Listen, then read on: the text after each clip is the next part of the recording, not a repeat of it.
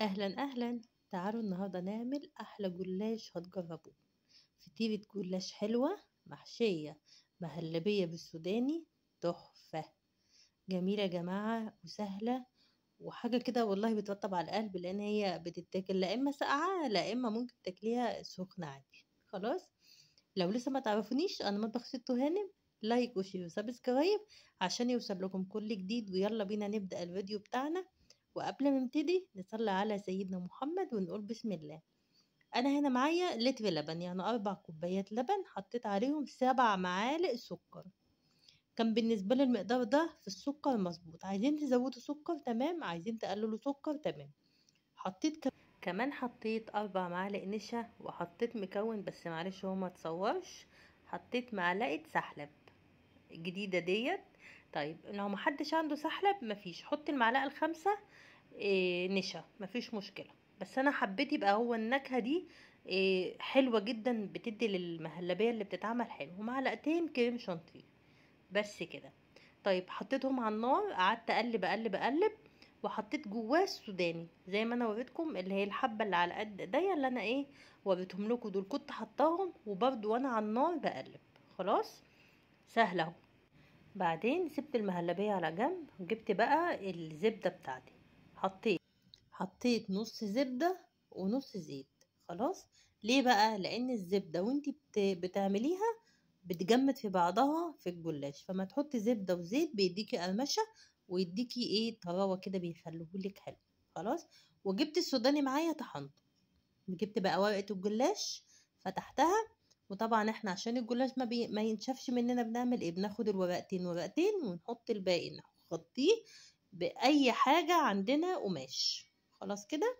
طيب، اخدت اول ورقتين، بدأت انا بفرده زي ما انتوا شايفين علشان الجلاش ما يتقطعش يا جماعه، لان هو لو اتقطع هيتعبك في اللف اللي انت هتعمليها معايا دلوقتي. ماشي. طيب انا اخدتها حطيتها دلوقتي على قماشه لحد ما هاجي اكمل تاني. معايا اول ورقتين الزيت على الزبده بتاعتي، او ممكن لو انت عايزه تحطي زبده بس براحتك، بس ما تحطيش زيت بس. يعني انا بقولك الخطوات سهله وبسيطه اهو. هتحطي زبده بس، او تحطي زبده على زيت. انا بحبس الزبده على الزيت لان هي بتدي قرمشه للجلاش، قرمشه زياده. حلو كده. طيب بدات ادهن الورقه بتاعتي بضمير، يعني ادهني ورقتك بضمير. خلاص، انتي بتقعدي تخلصي الورقه عندك، ممكن تعملي لفه تعملي لفتين على حسب اللي عندك، يعني مفيش مشكله. ممكن تزودي مهلبيه.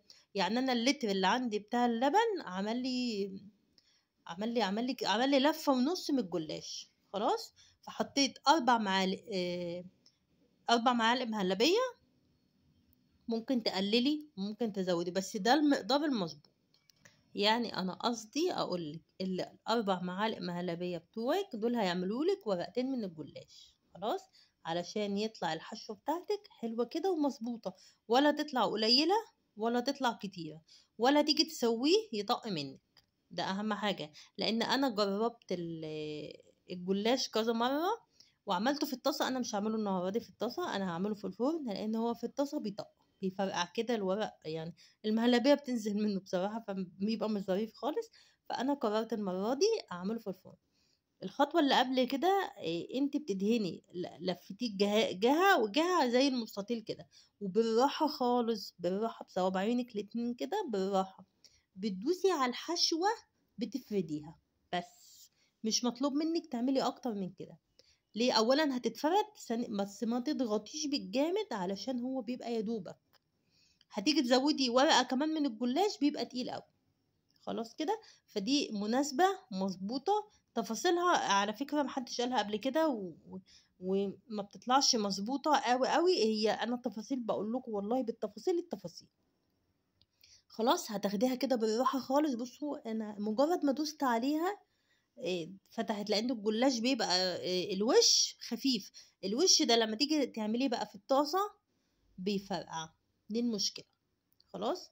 فدي اسهل حاجة تعمليها، اللي انت تعملي وتحطي في الفرن على طول اسهل لك كتير كتير. اللي انت هتتشوى من تحت وهي ما اتحركتش، هتتشوى من تحت وهتتشوى من فوق يعني لو ما استوتش من فوق ما خدتش لون افتح عليها الفرن من فوق تتشوى، تاخد لون ذهبي حلو كده وبس. عملت الورقة التانية معاك اهو علشان اوريكم التانية بتتعمل ازاي، لان انا جربت الجلاش ده كذا مرة وما ظبطش مني، ودي المرة اللي ظبط مني وطلع تحفة زي بتاع بره بجد يا جماعة. انا بقول لكم انا مش بنزل لكم طريقة غير ما ابقى عاملاها ومتأكدة وهي تمام التمام. حطينا الجلاش وحطينا المهلبية عليه اهو ال4 معالق، وكملت بقى جواه سوداني. عايزة تحشي اي حشوة براحتك، يعني دي ممكن تبقى كاستر، بس انا حبيت اكل الجلاش بتاع زمان اللي هو كنا بنجيبه بيبقى حلو كده، اللي هي فطاير الجلاش بتبقى جميلة، حشوتها بتبقى كانت مظبوطة، بيحشوها كمان جواه ممكن زبيب، يعني انت ممكن تحشي زبيب وجوز هند كمان مع المهلبية. حلو كده. طيب انا اهو عملته زي ما انا وريتكم بالراحه خالص. في الخطوه دي يا جماعه لازم تبقي بالراحه وانت بتشيليها عشان ما تطقش منك. انا بكرر الكلام اهو كذا مره عشان ما حدش يقول لي انت ما قلتيش. فردتها اهو بالراحه، مسكتها شلتها على الاقل اقل من مهلي اهي، مظبوطه تمام التمام. هدخلها الفرن. حلو كده. طيب ما بعد ما تدخل من الفرن هتطلع هنعمل ايه؟ هتطلع دلوقتي تدخل في الفرن وهقول لكم، ودي خطوات مهمة طبعا انا دهنتها من فوق اهو، لازم تاخدوا بالكم منها، لان الخطوات دي لو ما اخدتوش بالكم منها ما بيظبطش. جبت كوباية لبن، طبعا انا حاطة في المهلبية سكر، فانا مش هحط طبعا، وهحط لسه دلوقتي معايا طبعا كوباية سكر بودر. انا طبعا طحنتها او ممكن تجيبيه جاهز مفيش مشكلة. هتحطي على كل ورقة، على كل قطعة جلاش انت عملتيها حدود 5 6 معالق 7 معالق كده لبن، يعني حطي 7 معالق لبن مظبوطين كده، هو هيتشرب. ما تحطيش اكتر من كده، يعني 7 معالق كده يا دوبك. عايزاه اقل، يعني اقل حاجة 5 معالق. تمام. بس بالمعالق الكبيرة بتاعتنا دي هو هيشرب دلوقتي اللبن كله وهيبقى طري، وكمان مش هيبقى غرقان باللبن، لان هو لو بقى غرقان باللبن هيبقى عامل زي الشوربة كده، هيبقى مش حلو. معايا السكر بتاعي، بدأت احط سكر دلوقتي. ليه؟ هيديله طعامه، ده هيبقى مسكر كده وبيبقى حلو. مش احنا لما بنطلع الجلاش من الفرن المفروض بنحط عليه اللي هو السيرب بتاعه؟ لا، ده السكر المطحون ده بدل السيرب بتاعه. خلاص. ان انت تطحني السكر ناعم او تجيبيه من بره جاهز، وتبتدي تحطي كده ترشي عليه زي ما انا عملت. وبعد كده رشه من السوداني المحترمه كده، غرقيه شويه كده ويهدى من اللبن، ورجعي حطي عليه سكر تاني. خلاص كده. انت مش حاطه سكر في الورق بتاع الجلاش، فلازم تظبطيه من السكر. واخدي بالك انت مش حاطه لبن في سكر في اللبن. انا ما حبيتش احط سكر في اللبن، عايزه تحطي سكر في اللبن حطي معلقه، بس هي مش بتفرق، لان انت كده ولا كده بتحطي عليه السكر البودر، فبيبقى كده ولا كده احلو وخلاص وبقى جميل.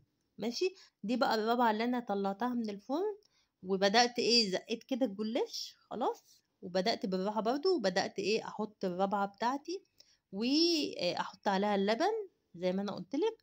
برضو ما تغرقيش لبن، لان لو غرقت لبن هيبقى يعني مش هيديك الطعم، هيبقى مش حلو.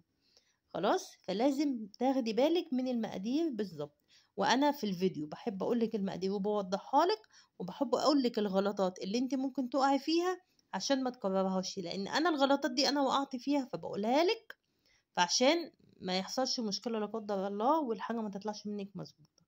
تمام. رشة بقى السكر الحلوة وعلى رشة السوداني الحلو، لو عندك شوية زبيب حطي مفيش اي مشكلة. دي الفطيرة بتاعت بره الجاهزة اللي كنا بناكلها، اللي تجيبيها تلاقيها تقولي طعمها فظيع، طعمها خطير ده بجد. مقرمشة وطرية في نفس الوقت، يعني هي جامعة بين الاتنين، القرمشة والطراوة واللذاذة كده، وتسكرتها سكرها هادي وجميل كده وانت بتاكليها. فتحت واحدة معاكم عشان تشوفوها، وانا عايزاكم تجربوا الفيديو ده، بصراحة هتاكلي فطير طعمه حلو. ده مش جلاش، ده فطير، يعتبر فطير بالمهلبية. خطير خطير خطير. وبصراحة يا جماعة يعني حلو قوي. يعني أنا من أحلى الوصفات اللي أكلتها وعجبتني وصفة الجلاش بالمهلبية. تحفة تحفة تحفة. شايفين شكله عامل ازاي؟ وبصوا بقى لما هدوق شوفوا بقى الطراوة بتاعته، خطير خطير يا جماعة، لازم تجربوه وتقولوا لي رأيكم في ايه. ولو عجبكم الفيديو وعجبتكم الطريقة اعملوا لايك وشير وسبسكرايب عشان يوصل لكم كل جديد. مع مطبخ ست هانم، مع السلامة، وما تنسوش تجربوا الفيديو يا حلوين.